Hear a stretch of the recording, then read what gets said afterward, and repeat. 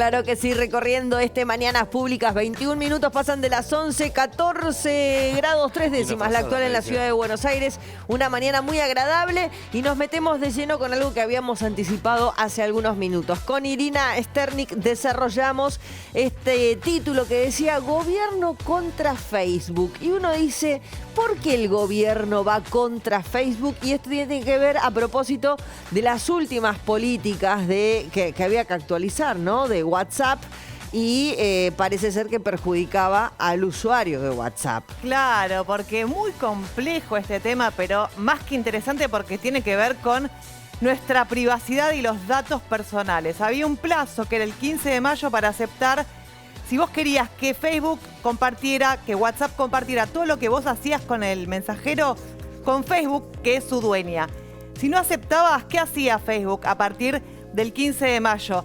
Te ibas sacando potestad en el mensajero y de a poco no ibas a poder usarlo. Ya usar la aplicación, o sea, iba a quedar totalmente descartado si uno no acepta esos nuevos términos y condiciones. Claro, pero todo esto no estaba claro, estaba en inglés, de hecho sigue sin estar claro, y por eso diferentes organizaciones, mismo la Agencia de Acceso a la Información Pública y una usuaria presentaron denuncias contra Facebook por posición dominante. Facebook, que en Argentina tiene el 76% de los argentinos, usa este mensajero. En todo el mundo es el mensajero más usado. ¿Y qué pasó? La Secretaría de Comercio Interior impuso una medida cautelar para que Facebook en 180 días dé explicaciones de esto que quiere hacer y se abstenga de compartir datos sin la voluntad del usuario y no dejarlo sin el mensajero. Tenemos una entrevistada, ¿no? Tenemos una invitada vía Zoom. Con una especialista en Derecho Informático, es abogada, es doctora y es la que presentó la denuncia. Ella es Joana Faliero y nos va a explicar mejor qué fue lo que pasó y cómo se le ocurrió ir contra el gigante de las redes sociales, Facebook. Buenos días, Joana, ¿estás por ahí? ¿Cómo estás, Irina? Un placer estar entre ustedes. Y bien, como bien introducida es la temática, es una temática que preocupa en términos generales y el porqué de este activismo legal. El 25 de enero de este año denuncié administrativamente en función de la ley 2440, que es la ley de los derechos de los usuarios y de los consumidores, por estos cambios que vos mencionabas en materia de términos y condiciones. Porque parece ser que las empresas, han dejado esa ventana abierta y ese punto en el cual, si bien en ese momento, por ejemplo, no había activismo y no se veían movimientos, por lo menos desde la perspectiva a nivel nacional, o sea, no se veía que hubiera acciones concretas en contra de esto. Por eso, como usuaria, dije, tomo la posta y dejo sentada en la denuncia todas estas bases que después dieron lugar a esta cadena de acciones. En primer lugar, la imputación en materia de defensa del consumidor por cláusulas abusivas como consecuencia de la denuncia.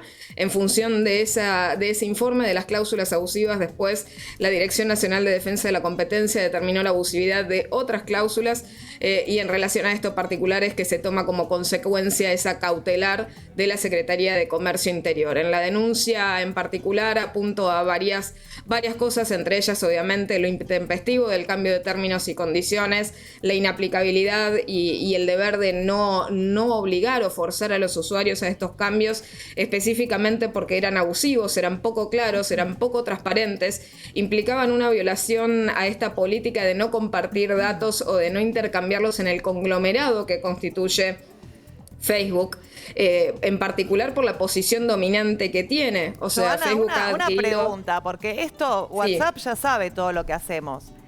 Ahora el cambio va a ser que WhatsApp, sin que nosotros podamos hacer otra cosa, se lo comparte a Facebook. ¿Qué es lo que sabe WhatsApp que hacemos y qué es lo que está mal? En particular, nosotros, al momento en el cual se le permitió mundialmente a Facebook adquirir WhatsApp, una de las condiciones, y lo mismo respecto de las otras empresas, había sido mantener los conglomerados de datos de los usuarios de manera separada o de manera autónoma. Y uno de los problemas fundamentales es que este cambio de términos y condiciones implicaría específicamente respecto de esos usuarios empezar a intercambiar datos, específicamente con la vinculación que tenían los usuarios de WhatsApp con la API de Business. O sea, todos nosotros utilizamos en WhatsApp muchas veces vinculaciones que tienen que ver con nuestro trato y comunicación con empresas, por ejemplo. Y de esta manera, con esa excusa, iban a intercambiar esos datos de interacción, los datos identificatorios de nosotros pedimos el delivery por WhatsApp, todo lo que usamos, desde dónde lo usamos, cuál es nuestra IP, toda esa información. De hecho, después sirve para vendernos publicidad, porque WhatsApp es gratis, pero bueno, el valor es nuestra privacidad y nuestros datos. Lo peor de ello era que también incluía, por ejemplo, lista de contactos, y la opacidad en cuanto a la extensión de todos estos datos llevó también a la duda del tema de los datos de contenidos. Si se metían efectivamente en conocer el contenido de las comunicaciones. Esto obviamente no quedó muy claro, no es muy transparente, y obviamente con esa autorización de que aproximadamente cada uno de nosotros, cada uno como usuario, naturalmente se ha vinculado, tal vez de manera consciente o accidental, con alguna empresa a través de la red WhatsApp, íbamos a dar esta autorización y por ende iban a vulnerar esa privacidad y protección de datos personales. Entonces, con ese motivo, esta aplicación genérica de esas cláusulas, que obviamente son cláusulas de carácter abusivo, bueno, en términos generales muchas partes del mundo habían reaccionado y habían reaccionado ya en enero. Eso era lo que a mí como usuaria, y también especialista, o sea, una de las cosas primordiales es que como doctora en protección de datos personales, creo que tenemos que llevar al plano de las acciones concretas y reales nuestra disciplina y realmente empujar cambios que puedan